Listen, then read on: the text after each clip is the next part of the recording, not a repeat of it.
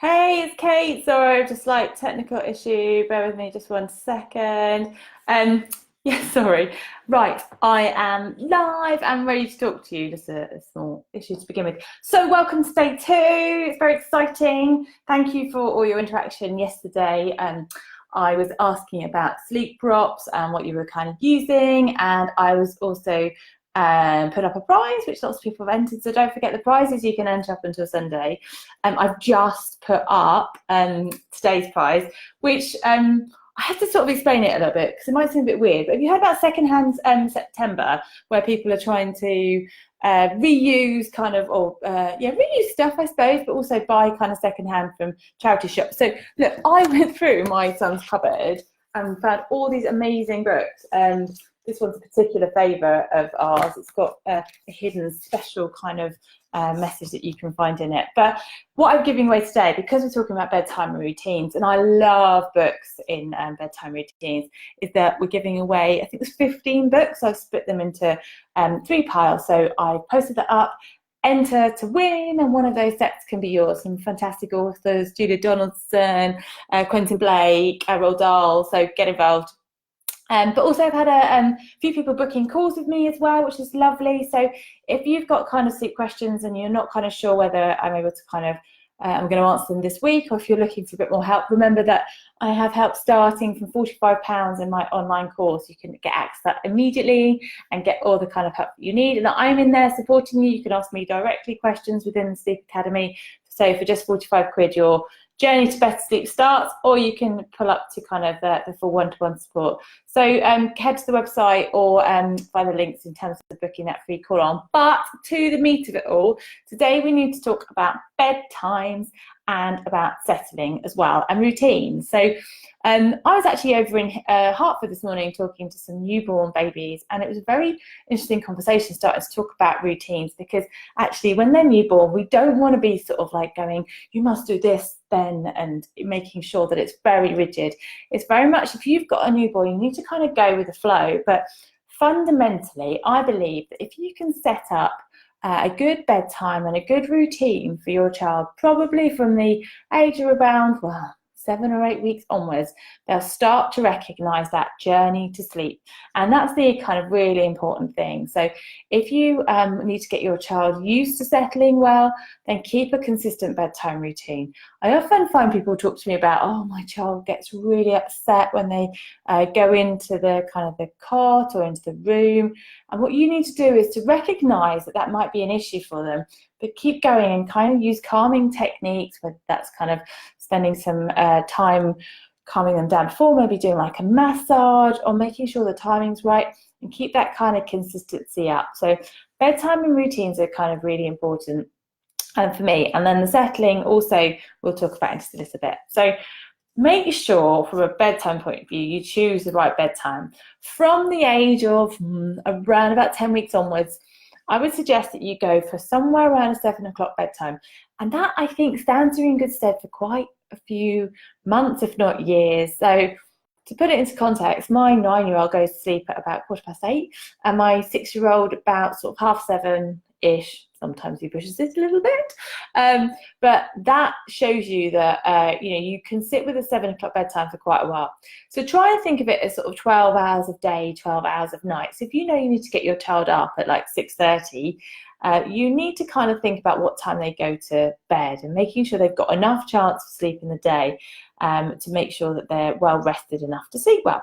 Because overtiredness is the bane of sleep. It's really, really difficult to settle a child who's overtired. So that's why a consistent bedtime and recognizing when they need sleep is really, really important. So it flows into the kind of the conversation around sort of daytime, which we will have in a day or so's time, but making sure that you know when your bedtime is going to be and working kind of back from that. I've said consistent bedtime, but don't be afraid of perhaps moving your bedtime by about half an hour if you need to, because if that means your child is not going to be overtired, then that's going to stand you in better stead for the bed. Now, I've just had a message saying I can't hear. I'm just going to try and change that a second and see. Let's see if that helps a bit more. I had a microphone plugged in, so apologies for those who couldn't hear me. I was just talking about bedtimes and how important it is to kind of have a good, consistent bedtime. But let's talk about a routine around kind of bedtime.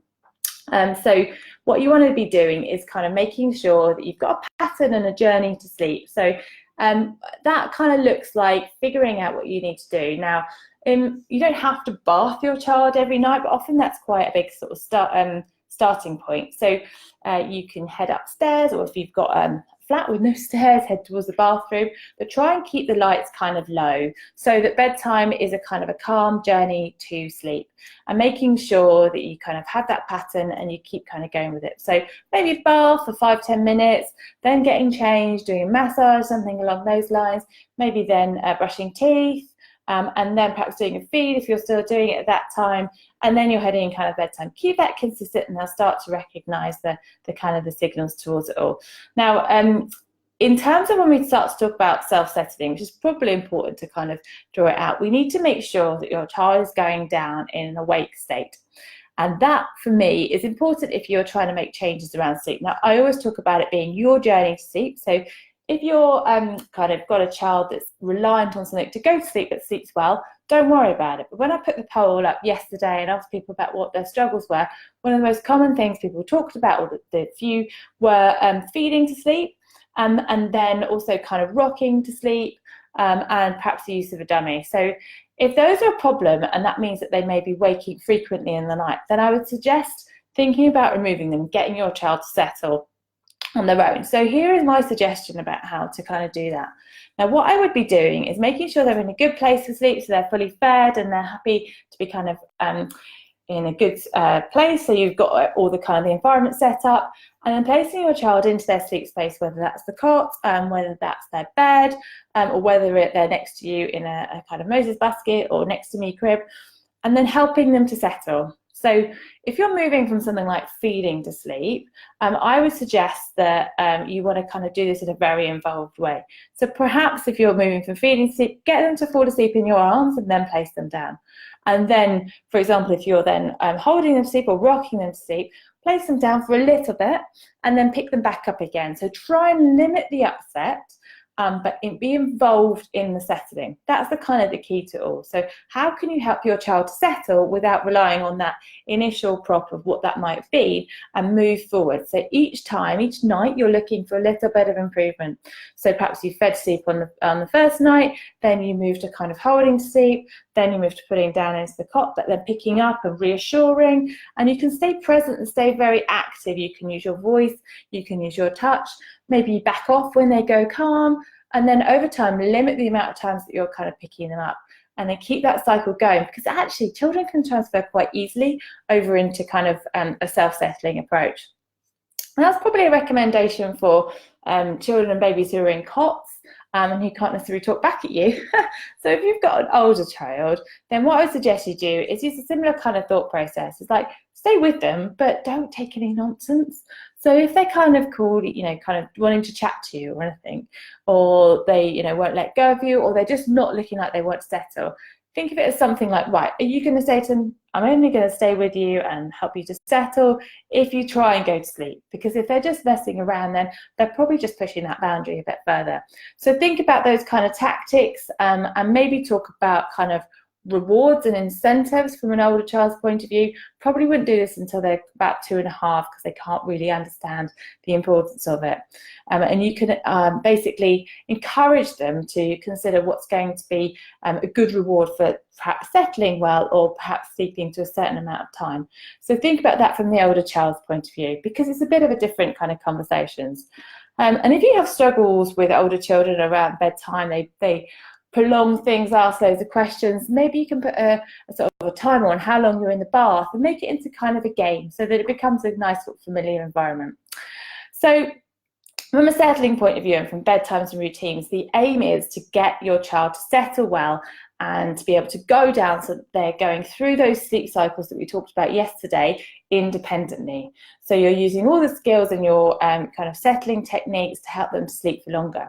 So that's probably it for today. I've talked about kind of bedtime, setting it up, the routines, and how to settle your child. If you've got any questions, of course, just let me know.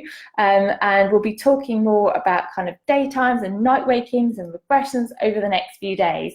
Don't forget to enter the competitions as well, because they're there for you to interact. And I'm always around to sort of talk about sleep. I'll be happy to kind of help you out. So apologies for those who couldn't hear me in the first place. I'll try and make sure I record it differently next time.